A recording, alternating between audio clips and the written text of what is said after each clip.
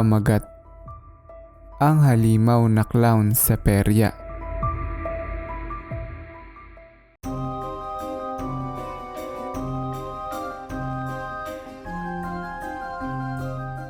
Sa isang malayo at madilim na pook ng bayan sa Pilipinas na hindi ko na po papangalanan, mayroong isang abandonadong perya na hindi na pinupuntahan ng mga tao dahil na rin sa isang balita na kumalat sa buong lugar namin patungkol sa halimaw na clown sa peryang iyon.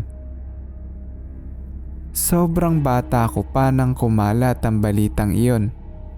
Dahil nga sa balitang iyon ay hindi kami nakalaro ng mga kapatid ko sa labas dahil na rin sa pinagbawalan kami ng aming magulang.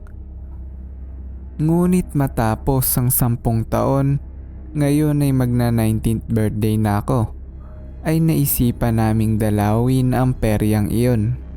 Na-curious kasi kami nang mabaling ang kwentuhan patungkol sa panahong hindi kami makalaro sa labas dahil sa kwento ng halimaw na clown. At sinundan pa ng sabihin ni Jun, isa sa aking kaibigan na alam niya daw ang papunta doon.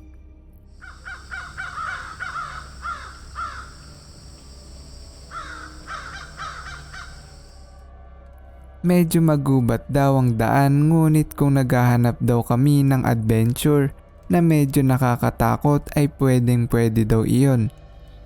Naisip kong itanong sa kanya kung bukas pa ba ang peryang iyon. Ngunit ang sagot niya lang ay hindi niya daw alam.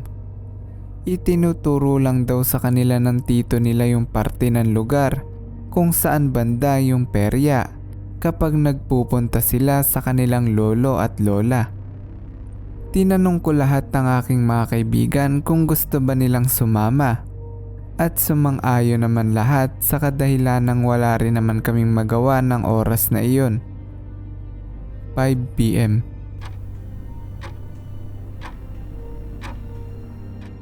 Nang tumakas kami sa bahay patungo sa perya, gamit ang aming sasakyan. Nahiram ko naman ang aming sasakyan dahil nagsinungaling po ako sa aking magulang na ihahatid ko lang ang mga kaibigan ko dahil hinahanap na sila sa kanilang bahay. Kasabwat ko naman ang mga kaibigan ko kaya naging madali lang ang pagsisinungaling na hindi ko pala dapat ginawa.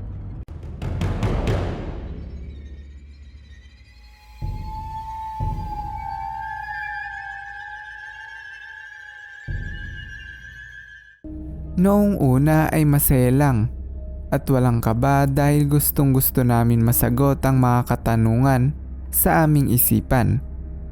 Ngunit kasabay ng pagsapit ng gabi ay ang pagdami ng puno at damo sa paligid namin. Hindi namin namalayan na mahigit 1 oras na pala kami sa kalsada sa kadahilanang naliligaw kami. "Uy, alam mo ba talaga kung nasan yung perya?" Tanong ko. "Oo, alam ko, banda dito lang yun," sagot ni Jun. Nang makalipas ang ilang mga minuto ay nasabi ng aking kaibigan na, "Alam nyo, kung ayaw talaga sa atin magpakita ng peryang yon, ay umuwi na lang tayo. Total madilim na at wala naman tayong ibang makitang tao dito. Baka nagsara na iyon at natabunan ng mga damo at puno." "Sige na nga, tara na," ang pasya naming lahat.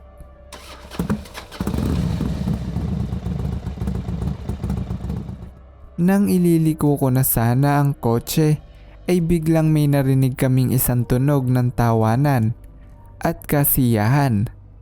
Narinig din namin ang iba't ibang mga palaro.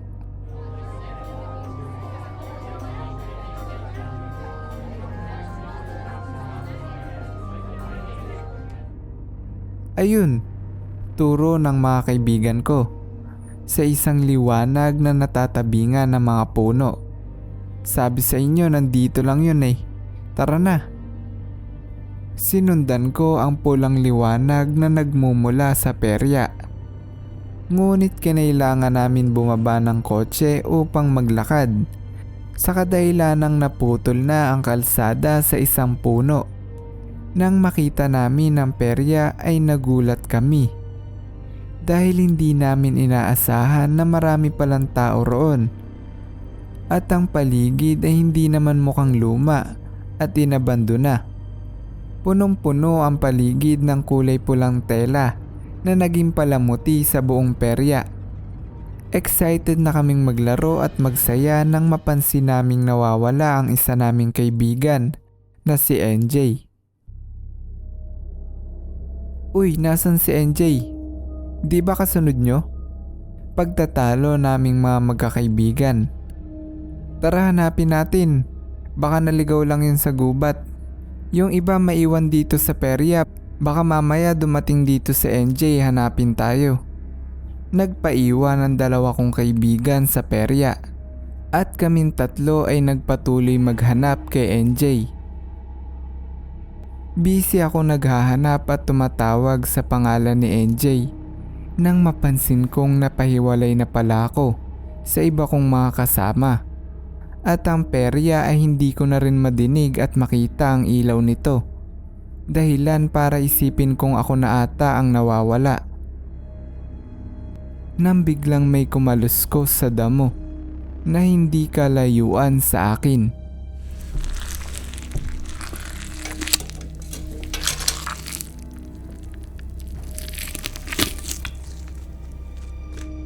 Napansin ko na parang hugis tao ito, kaya sinigawan ko ito ng, "Jun, tatakutin mo pa ako ah, labas na dyan," na may halong kaba at takot sa aking isipan.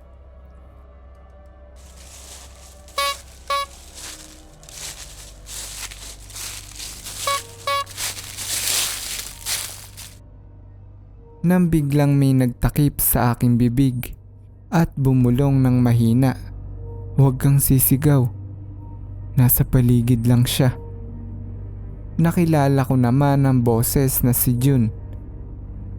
Tinanggal niya ang takip sa aking bibig at sumenyas na bumalik na kami sa perya.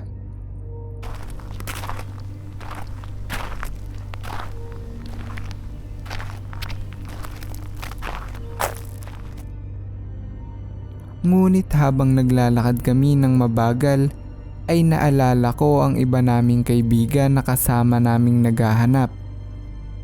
"Uy, wait lang. Nasaan yung iba nating kaibigan na naghahanap? Di ba kasama mo sila?" "Huwag mo na silang hanapin. Wala na silang buhay. Nakita ko silang kinakain na nilalang na iyon."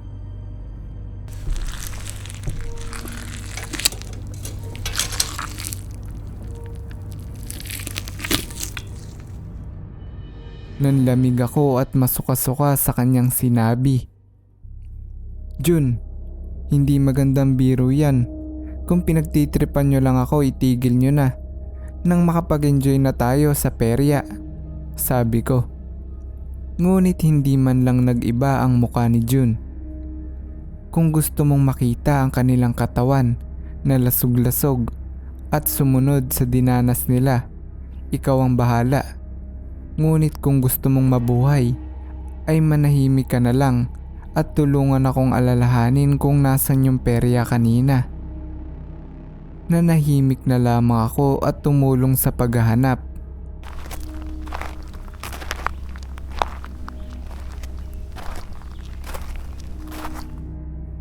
Sa mga ilang minutong paghahanap ay may nakita akong isang pulang tela sa malayo. Kinalabit ko si Jun at itinuro ang telang aking nakita.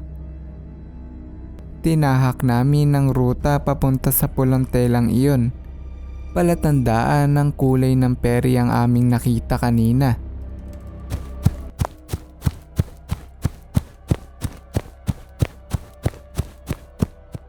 Palapit pa lamang kami ay nagulat na kami. Dahil ang peryang sobrang saya, puno ng tao at ilaw, ay ngayon ay puno ng damo at lumot, at ang itsura nito ay mukhang abandonadong perya na. Nanlamig ang buong katawan ko at iniisip kung panaginip lang ba ito. Biglang nagsalita si Jun na may takot at nanginginig na boses. Mukhang totoo nga ang clown na halimaw sa perya. Sabay turo sa malayo.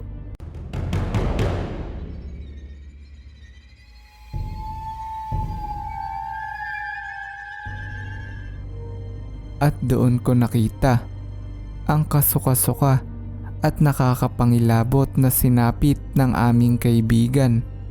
At bukod doon ay nakatingin sa amin sa malayo ang isang nilalang nakahindik-hindik ang itsura.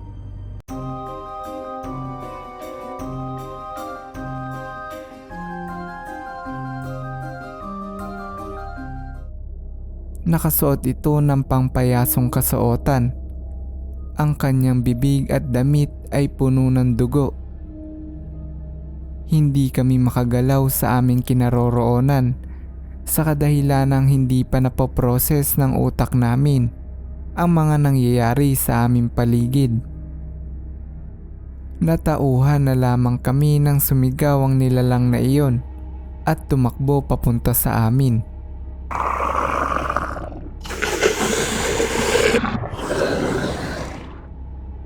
Sinigawan ako ni Jun ng takbo at kami ay tumakbo patungo sa aming kotse. Naririnig namin ang tawa at kaluskos ng halimaw na iyon sa amin likuran.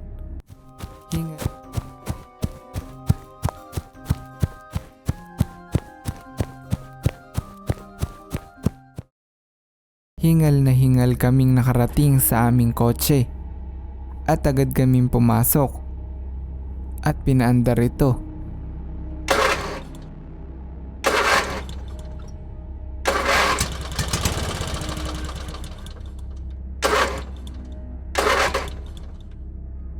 Ngunit ayaw nitong sumindi. Bumaba kami ng kotse at chinek namin ng makina at kinalibutan kami dahil sira-sira ito. Pati na rin ang mga gulong ay butas. Nawalan na kami ng pag-asa kaya nagtago na lamang kami sa aming kotse. Chinek ko ang aking cellphone para sakaling makahingi ng tulong o makapagpaalam sa aking mga magulang. Ngunit ang aming mga cellphone ay walang signal. Dahil na rin sigurong walang anumang tao ang naninirahan doon.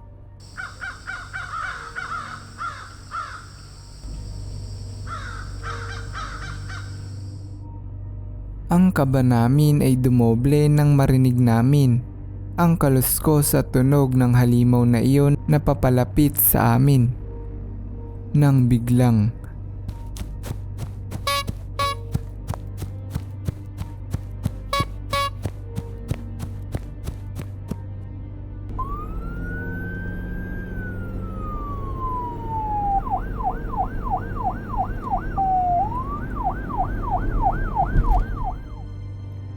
lumabas kayo dyan sa kotse nyo at sumama sa akin kung gusto nyo pang mabuhay, sabi ng isang pulis.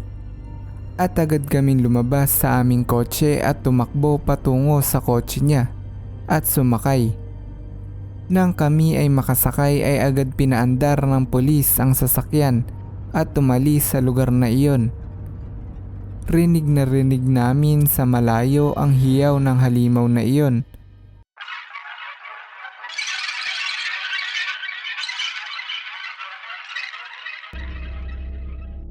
Mamang polis, may mga kaibigan pa po kami naiwan doon sa perya.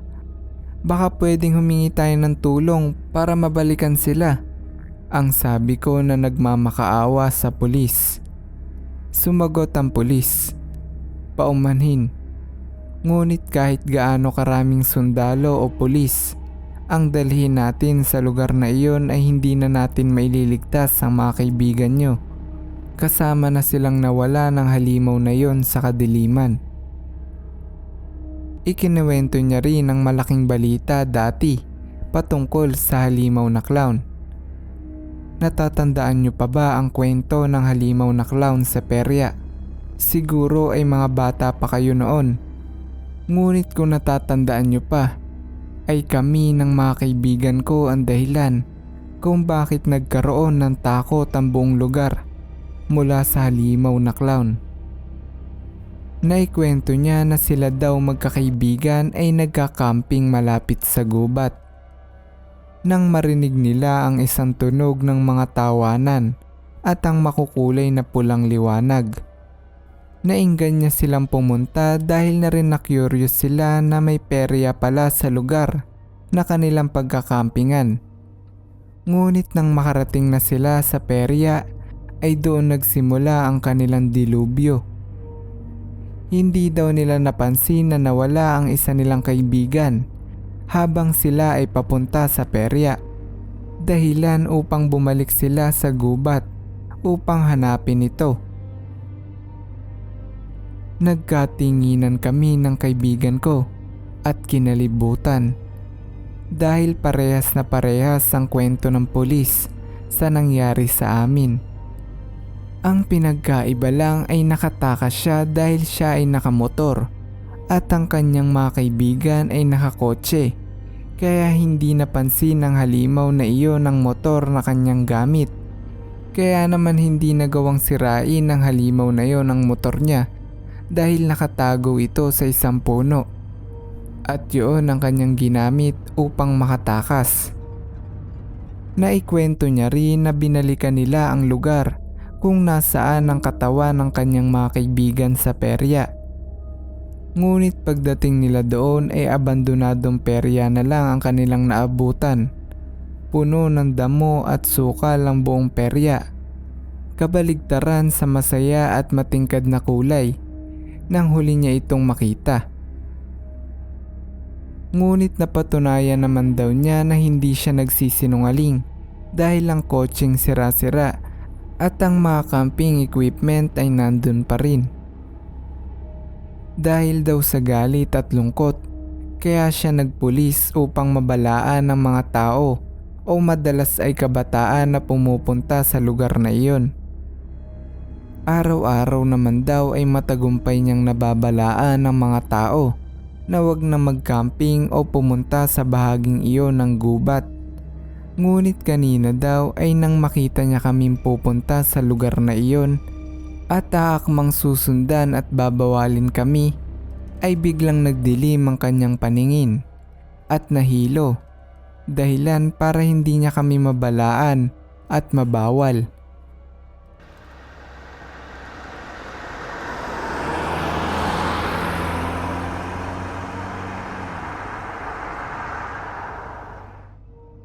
Hindi ko namalayan na nakatulog pala ako habang nagkukwento ang mamang polis. At pagising ko ay nasa bahay na kami. Doon ay umiyak ako sa aking magulang at ipiniliwanag ang mga nangyari. Kinabukasan ay binalikan namin kasama ng mga sundalo at pulis ang lugar. At tumaas ang balahibo ko dahil tama ang pulis. Nawala na ang lahat ng bakas ng katawan ng aking mga kaibigan. Ang mga dugo ay napalitan ng puno at damo. Ang perya ay bumalik sa itsura nitong pagiging abandonado. Hanggang ngayon ay hindi ko pa rin makalimutan ang mga nangyari. Hindi pa rin maproses ng utak ko kung totoo ba ang lahat ng iyon. Ngunit isa lang ang sigurado. Ang perya at halimaw na clown ay naghihintay lamang sa dilim. Hinihintay ang kanilang susunod na biktima.